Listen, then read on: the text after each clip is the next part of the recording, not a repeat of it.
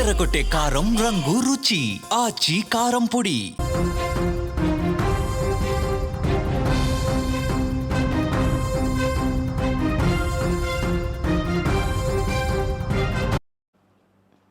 పాకిస్తాన్లో ఇప్పుడు ఒక సంచలనం రేగుతుంది. శత్రువుల గుండెల్లో నిద్రపోయే భారత్ వ్యూహాలకు స్వయంగా పాక్ నాయకులే జై కొడుతూ ఉన్నారు. సరిహద్దుల్లో ఉగ్రవాదులను ఏరి పారేసేందుకు భారత్ చేసే దాడులను సమర్థిస్తూ పాక్ గడ్డపైనే గళం విప్పారు ఒక కీలక నేత. అసలు పాకిస్తాన్ ప్రభుత్వం ఒక నకిలీ ప్రభుత్వం అంటూ బాంబు పేల్చారు. ప్రస్తుత ప్రధాని షెహబాజ్ షరీఫ్ ప్రభుత్వంపై ఆ దేశ ప్రతిపక్ష నేత ఫజ్లుర్ రెహమాన్ నిప్పులు చెరిగారు.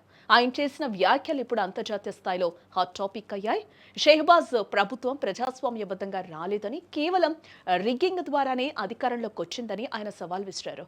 రెహమాన్ కేవలం ప్రభుత్వంపైనే కాదు, పాక్ సైన్యంపై కూడా తీవ్ర స్థాయిలోనే విరుచుకుపడ్డారు. ముఖ్యంగా పాక్ ఆర్మీ చీఫ్ ఆసిమ్ మునీర్ తీరును ఆయన తప్పుపట్టారు. ఆఫ్ఘనిస్తాన్పై పాక్ సైన్యం చేస్తున్న దాడులను రెహమాన్ ఖండించారు. ఈ క్రమంలోనే ఆయన భారత్ ప్రస్తావన తీసుకురావటం అందరినీ ఆశ్చర్యపరిచింది. మీరు మీ శత్రువులను చంపడానికి ఆఫ్ఘనిస్తాన్పై దాడులు చేస్తారు, అది కరెక్ట్ అని చెప్పుకుంటారు. మరి అదే భారత్ పాకిస్తాన్లోని తన శత్రువును లక్ష్యంగా చేసుకుని ఆపరేషన్ సింధూర్ పేరుతో దాడి చేస్తే మీకెందుకు అభ్యంతరం అంటే రెహమాన్ నేరుగా ప్రశ్నించారు. అంటే భారత్ చేస్తున్నది సరైనదే అని ఆయన పరోక్షంగా అంగీకరించడం పాక్ సైన్యానికి ఇప్పుడు మింగుడు పడటం లేదని కూడా ఇక్కడ మనం చెప్పుకోవచ్చు. అసలు ఆపరేషన్ సింధూర్ ఎందుకు చేయాల్సి వచ్చింది?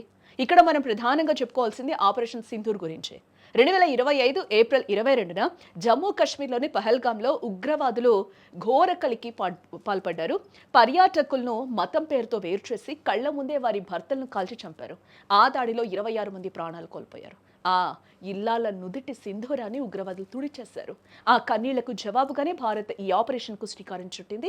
భారత మహిళల గౌరవానికి ప్రతీకగా వారి సౌభాగ్యాన్ని కాలరాసిన ఉగ్రవాదుల అడ్రస్ గల్లంతు చేయడమే లక్ష్యంగా మే 7, 2025న భారత్ ఈ భారీ దాడులనైతే చేసిన విషయం మనందరికీ తెలిసిందే. పాకిస్తాన్లోని మురిద్గే, బాహవల్పూర్ వంటి ప్రాంతాల్లో ఉన్న 9 ఉగ్రవాద స్థావరాలను భారత సైన్యం నేలమట్టం చేసింది. పాక్ ఆర్మీని కాకుండా కేవలం భారత్పై కుట్రలు పన్నుతున్న ఉగ్ర మూకలనే టార్గెట్ చేసి ఈ ఆపరేషన్ నిర్వహించింది.